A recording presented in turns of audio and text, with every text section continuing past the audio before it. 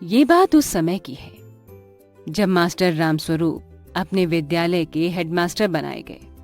Headmaster बनते ही उन्हें अपने बढ़ते कर्तव्यों का आभास होने लगा। इसके लिए उन्होंने एक कार्यक्रम बनाया और गांव के सभी बच्चों को विद्यालय में बुलाने का प्रयत्न करने लगे। इससे पहले गांव के कई बच्चे अपने माता पिता के साथ खेतों में काम करने चले जाते थे। मास्टर जी निरंतर अपने कार्यक्रम को सफल बनाने का प्रयास करते रहे। इस प्रकार धीरे धीरे मास्टर जी के प्रयासों से गांव के बच्चे विद्यालय में आने लगे। एक दिन गांव का एक लोहार मंगतराम शहर गया। वो प्रायः औजारों के लिए सामान लेने शहर जाया करता था, किंतु इस बार उसे शहर में कोई सामान ही नहीं मिला, क्योंकि शहर में बेरोजगार युवकों की हड़ताल के कारण अशांति का वातावरण था, जिसके कारण बाजार बंद थे। मंगतराम ने लौटते समय बस में अपने साथी यात्री को पूरे दिन का घटनाक्रम बताया और निराशा भरे स्वर में बोला, भाई आज काम ही नहीं बना वो तो अलग बात, जेब से रुपए और निकल गए। बस अब तो यही हाल रहेगा।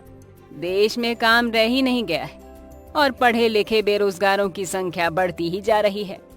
साथी यात्री ने भी निराशा से कहा, पर भाई पढ़े लिखे आदमी को तो काम मिलना ही चाहिए। मंगतराम ने कहा, हाँ बस यही तो रोना है। पढ़े लिखे आदमी सिर्फ चुने हुए काम करने की ही इच्छा रखते हैं, जिसमें उन्हें शारीरिक श्रम न करना पड़े, अन्यथा वो खाली रहना पसंद करते हैं। इससे तो वे ना ही कोई काम कर पाते हैं और ना ही अपने पुश्तैनी कारोबार को आगे बढ़ा सकते हैं। मंगतराम सोचने लगा कि यदि उसका बेटा जगतराम भी पढ़ लिख कर बेकार हो गया तो वो क्या करेगा। उसका कारोबार बंद हो जाएगा। इतना ही नहीं, बुढ़ापे में उसे कौन रोटी खिलाएगा। वो सोचने लगा कि मास्टर जी के बहकावे में आकर उसने जगतराम को विद्यालय भेज दिया, किंतु अब उसे विद्यालय से हटा लेना चाहिए।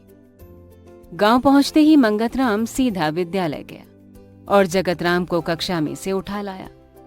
मास्टर जी को जब इसका पता चला तो वो भागते हुए मंगतराम के पास आए और उसे समझाने का प्रयत्न करने लगे, किंतु मंगतराम चिढ़कर बोला, मैं पढ़ा लिखा कर अपने बच्चे को बर्बाद नहीं करना चाहता।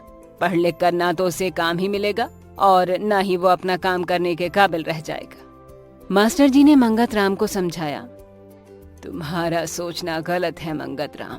शिक्षा मनुष्य को सही और गलत में अंतर करना सिखाती है।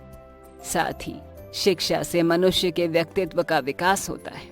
पढ़ लिख कर ये बच्चा नए तरीके से तुम्हारा काम आगे बढ़ाएगा, और यदि वो अनपढ़ रह गया तो इसमें और जानवर में कोई अंतर नहीं रहेगा।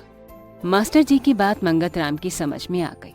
उसने मास्टर जी से माफी मांगी और उन्हें धन्यवाद दिया कि उन्होंने उसकी आंखें खोल दी।